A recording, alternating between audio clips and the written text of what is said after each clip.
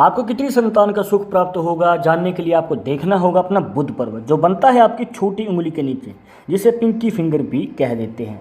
यहाँ पर दोस्तों, यहाँ से हम एक और चीज़ भी जान सकते हैं, और वो है कि आपकी शादी कितनी उम्र में होगी।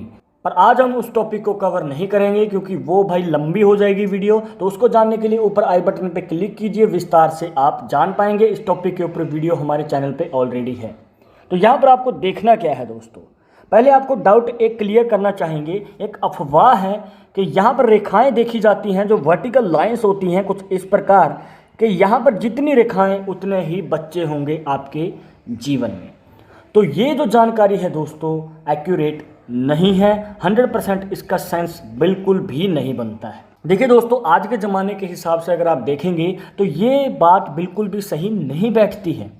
अब इतनी रेखाएं हैं, मान के चलिए ये जो 4 रेखाएं हैं, तो क्या 4 बच्चे होंगी?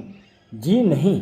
और ये डाउट आपको क्लियर करना बहुत ज़्यादा ज़रूरी है, क्योंकि इस रेखा के अकॉर्डिंग बहुत सारी अफवाह हैं जो लोग आपके हाथ में देख के बता भी देंगे, या आपने कभी सुना भी होगा कि जितनी रेखाएं उतने ही बच्चे, पर ऐसा नहीं होता है। तो यहाँ पर आपको एनालाइज कैसे करना है इन रेखाओं को, आइए जान लेते हैं। देखिए, अब यहाँ पर हो सकता है आपके हाथ में 3 रेखाएं हों, 1 2 3। तो यहाँ पर आप देखेंगे कैसे? अब जो सबसे लंबी वाली रेखा होगी, मान के चलिए एक रेखा लंबी है और 2 छोटी छोटी रेखाएं हैं।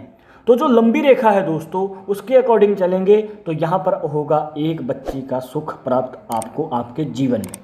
पर मान के चलिए एक रेखा लंबी है, उसके बाद 2 छोटी छोटी रेखाएं और तीसरी रेखा फिर लंबी है, मतलब बीच में गैप आ गया।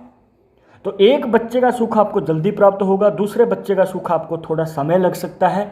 पर एक और पॉसिबिलिटी भी बनती है। अब मान के चलिए कि 2 छोटी छोटी रेखाएं हैं, 3 भी हो सकती हैं, जितनी होंगी, और उसके बाद जितनी एक लंबी रेखा होगी। कहने का भाव ये है दोस्तों, मान के चलिए छोटी रेखाएं ज़्यादा थी और लंबी रेखा बहुत लंबे गैप के बाद बन रही है, तो आपको संतान का सुख लेट प्राप्त होगा, मतलब समय लग सकता है आपके जीवन में एक बच्चे का सुख मिलने में।